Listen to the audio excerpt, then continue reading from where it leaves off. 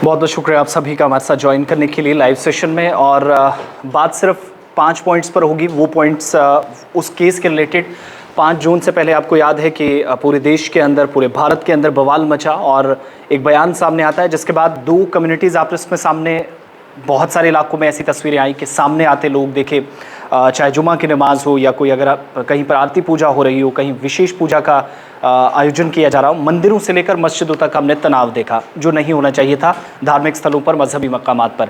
लेकिन हुआ क्या कि एक बयान सामने आया और उसके बाद बीजेपी ने कार्रवाई की जाकर, कांग्रेस की तरफ से बयान आया, विपक्षी दलों के तमाम नेताओं की तरफ से बयान आए, बात सुप्रीम कोर्ट तक पहुंची, दिल्ली कोर्ट तक पहुंची, पटियाला हाउस कोर्ट तक पहुंची, लेकिन मामला थमा नहीं। लेकिन अब जाकर जो इस केस में बड़ा मोड़ आया है, रुख आया, और जिस तरीके से इस्तकबाल किया जा रहा, खैर मकदम हो रहा, और जिस तरीके से फैसले का स्वागत किया जा रहा, उस पर भी मैं बाद में आऊँगा। लेकिन 5 बड़े पॉइंट्स जो देश की सर्वोच्च अदालत या मुल्क की सबसे बड़ी अदालत जिसे आप कहते हैं, अदालत-ए-उज़्मा, वहाँ से सामने आया।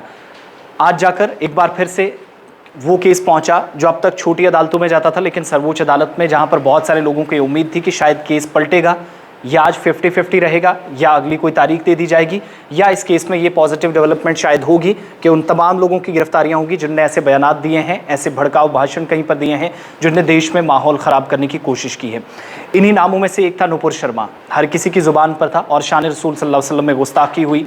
एक टीवी डिबेट के दौरान उनने 5 जून से पहले बयान आया।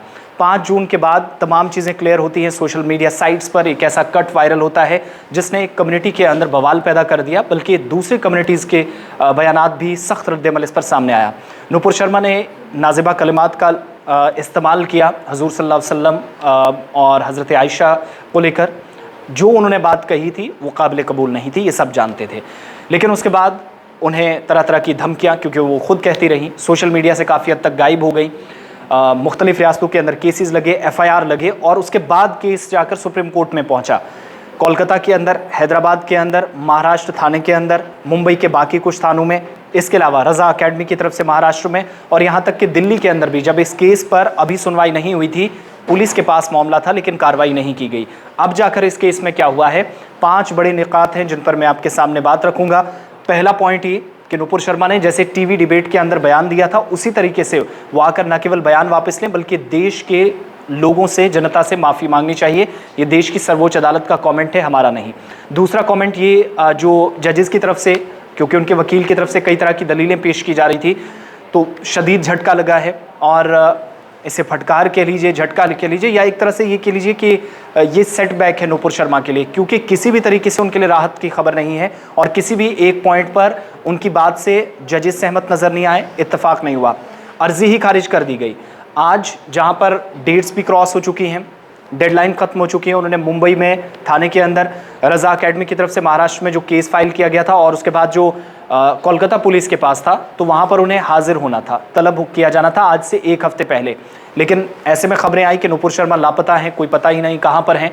दिल्ली पुलिस ने उन्हें सिक्योरिटी दी थी, मुंबई पुलिस तलाश कर रही थी, तो मामला कुछ डामाडोल ही लग रहा था।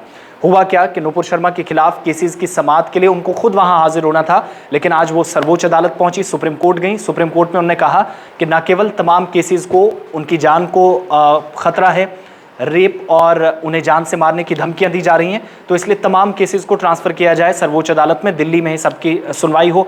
तो सुप्रीम कोर्ट ने जाकर इस पर 4-5 कमेंट्स किए, जो शायद किसी तमाचे से कम नहीं है नुपुर शर्मा के या उनके हामियों के लिए। पहला तो ये कि अर्जी ही खारिज कर दी गई, सुनने से इनकार कर दिया जजेस ने। दूसरा ही, नुपुर शर्मा ने जो बयान दिया है उसके लिए देश से माफ़ी मांगनी चाहिए, ठीक उसी तरीके से जैसे टीवी चैनल पर आकर आपने बयान तो दिया था, उसके बाद आपकी पीठ थपथपाने के लिए आपके हिमायती आगे आए थे, लेकिन आकर अब जाकर उसी तरीके से बयान वापस लीजिए। बयान वापस आपने लिया है, लेकिन आवाम से माफ़ी मांगिए। तीसरा, देश के अंदर जो वातावरण बना, जो हमने लाठीचार्ज, रबड़ की गोलियां, पुलिस और प्रदर्शनकारी आमने सामने देखे, हमने लाठियां बरसती हुई देखी, गोलियां कई लोगों पर चली, इन सब के बीच में पुलिस और लोगों के बीच टकराव हुआ। इन हालातों के लिए भी नुपुर शर्मा को सुप्रीम कोर्ट ने जिम्मेदार ठहराते हुए कहा कि माहौल आपकी वजह से ख़राब हुआ, लिहाजा आप बयान पर माफ़ी मांगिए। आपका भड़काने वाला बयान था, भड़काऊ भाषण जैसे होता है, और उदयपुर में जैसे एक दर्जी का सर कलम कर दिया गया, वो भी निंदनीय घटना है, मजम्मत करनी भी होगी, की भी जा रही है। तो सुप्रीम कोर्ट ने कहा कि वो भी आपके बयान की वजह से हुई, नफरत का माहौल पैदा हुआ। और इतना ही नहीं, नुपुर शर्मा के साथ पुलिस को भी देखिए, दिल्ली पुलिस ने अगर शायद गिरफ्तार किया होता तो हालात ज़रा मुख्तलिफ नजर आते हो। तो सुप्रीम कोर्ट ने दिल्ली पुलिस को कहा कि आपने नुपुर शर्मा को गिरफ्तार करने या कार्रवाई करने के बजाय, इतने केसेस होने के बजाय, एफआईआर लगने के बजाय आपने रेड कारपेट बिछा दिया। तो आपने तो यहाँ पे ढीलापन दिखाया, जिसका मतलब ये हुआ कि मुंबई पुलिस के उस बयान को सच्चा साबित कर दिया गया जिसमें उसने कहा था कि हमें नुपुर शर्मा तो मिल नहीं रही है, लेकिन दिल्ली पुलिस से जो मदद हमें चाहिए वो भी हमें नहीं मिल रही है। ये महाराष्ट्र पुलिस का बयान था और वहाँ से गृह मंत्रालय की, क्योंकि अब तो सत्ता पलट गई है, बहुत सारे चीज़ें बदलेंगी, लेकिन नुपुर शर्मा के वकील को फटकार लगी है, खुद नुपुर शर्मा को फटकार लगी है और शायद अब वो निचली अदालत में जाए। लेकिन सुप्रीम कोर्ट का ये फैसला आना कि नुपुर शर्मा की अर्जी को न केवल खारिज कर दिया गया, उनकी याचिका पर कोई सुनवाई नहीं हुई, माहौल देश के अंदर जो बना है उसके लिए नुपुर शर्मा को जिम्मेदार ठहराया गया है। इन सब के अलावा बीजेपी ने पहले से ही अपना दामन साफ करते हुए कहा था कि उसके दामन पर कोई ऐसा दाग नहीं है। नुपुर शर्मा का ये जाती बयान है, अपना बयान हो सकता है, किसी व्यक्ति की राय हो सकती है, पार्टी की नहीं, इसलिए उनको पहले से ही सस्पेंड कर दिया गया था, मुअत्तल कर दिया गया था। इस पर सख्त रद्द-ए-अमल अरब ममालिक का हमने देखा, मुख्तलिफ मालिक सामने आए। लेकिन सुप्रीम कोर्ट के फैसले के बाद वो तमाम नाक़िदीन जो ये कह रहे थे कि नुपुर शर्मा के खिलाफ कार्रवाई नहीं होनी चाहिए, उन लोगों के लिए भी एक बड़ा सबक आमोज़ ये आज का वाक़या है, आज का केस है। और नुपुर शर्मा के खिलाफ इस केस में उनको साफ कर दिया गया, आपके बयान ने मुल्क के अंदर हालात ख़राब किए, आप माफ़ी मांगिए। जो घटनाएं हुई, दर्जी का सर कलम कर दिया गया, निर्दोष लोग मारे गए, कहीं पर कोई घटना हुई, पुलिस और प्रदर्शनकारी या मुजाहिरीन आमने सामने आए, तो इसके लिए जिम्मेदार आप हैं। समझने वाली बात यह है कि नुपुर शर्मा को किसी भी तरह से कोई राहत नहीं है और नुपुर शर्मा ने जैसे किया, भड़काऊ बयान दिया, हालात ख़राब किए, शान रसूल में गुस्ताखी की, उन्हें अब माफ़ी का कोई रास्ता भी शायद नहीं बचा है, क्योंकि सुप्रीम कोर्ट ने जो झटका दिया है उनको और उनके वकील को, उनने तमाम रास्ते उनके लिए बंद कर दिए हैं।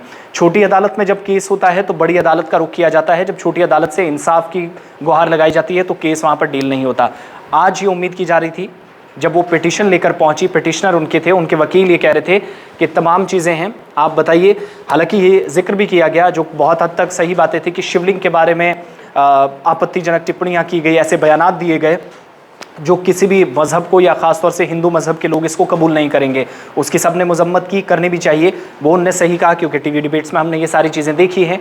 मगर ख़ुद जिस बयान पर वो बचती हुई नज़र आ रही थी या बचना चाह रही थी, उस पर मुल्क की सबसे बड़ी अदालत ने कह दिया है कि आपने माहौल ख़राब किया है, माफ़ी मांगिए। आपने दो कम्युनिटीज़ को सामने लाया है, टकराव जैसी सूरत पैदा की है और जमहूरी तर्ज़ अमल में इस तरह के बयानात की कोई भी जगह नहीं है। दूसरा, एक व्यक्ति का सर कलम कर दिया जाता है, फिर वहाँ पर जो हालात बने इसके लिए भी आप ज़िम्मेदार हैं। लिहाजा टीवी चैनल पर जैसे आपने अपना जिस तरीके से खुद अपने आप को ये भी कहा था कि बयान तो बड़ा है, इसमें किसी किस्म की कोई परेशानी नहीं, और उसके बाद सोशल मीडिया की तमाम साइट से आप हर प्लेटफॉर्म से गायब हो गई, वो चीज़ भी नहीं चलने वाली। लेकिन यहाँ पर सवाल पुलिस पर था, वो आज क्लियर हो गया है। महाराष्ट्र पुलिस कहती है कि हमें किसी भी तरह का सहयोग, कोई ताउन दिल्ली पुलिस से नहीं मिला, और आज जाकर दिल्ली पुलिस को जो फटकार लगी है कि आपने कार्रवाई के बजाय, एफआईआर लगने के बजाय, मुकदमे दर्ज होने के बजाय आपने नुपुर शर्मा के लिए रेड कारपेट बिछा दिया, उसे सहूलत दी, सुविधा दी, तो वहाँ पर भी एक बड़ी फटकार नुपुर शर्मा के लिए और दिल्ली पुलिस को। तो पुलिस के रोल पर आज एक बार फिर सवालिया निशान अदालत से लगे। नुपुर शर्मा के लिए तमाम दरवाजे बंद, शदीद झटका होने लगा है।